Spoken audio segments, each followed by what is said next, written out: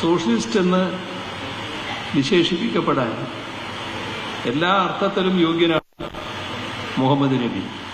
Socialist എന്ന വാക്കുകൊണ്ട് അർത്ഥമാക്കുന്നത് സമഭാവനയോടെ മനുഷ്യപക്ഷത്ത് നിൽക്കുന്നവൻ എന്നാണ്. ശ്രീരാമനും ശ്രീകൃഷ്ണനും യേശുക്രിസ്തുവും മോസസും മുഹമ്മദ് നബിയുമെല്ലാം മനുഷ്യപക്ഷത്ത് നിലയുറപ്പിച്ചവരാണ്.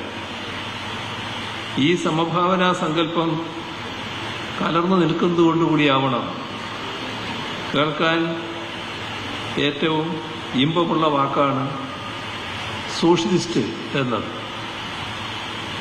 ആധുനിക സോഷ്യലിസ്റ്റുകളിൽ വിശ്വാസികളെയും അവിശ്വാസികളെയും കാണാം. വിശ്വാസം ഏതുമാകട്ടെ, പ്രഥമ പരിഗണന മനുഷ്യന് നൽകുന്നവരാണ് സോഷ്യലിസ്റ്റുകൾ. ആ അർത്ഥത്തിൽ സോഷ്യലിസ്റ്റ് എന്ന് വിശേഷിപ്പിക്കപ്പെടാൻ എല്ലാ അർത്ഥത്തിലും യോഗ്യനാണ് മുഹമ്മദ് നബി.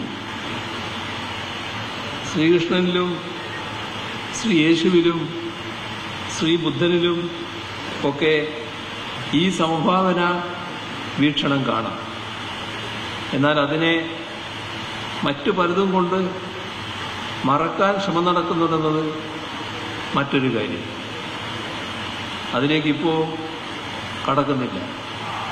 ഏതായാലും മനുഷ്യ നന്മ കാക്ഷിച്ച് പ്രവർത്തിച്ച മഹാമനീഷികളാണ് ചരിത്രത്തിലെ ആദ്യ സോഷ്യലിസ്റ്റുകൾ.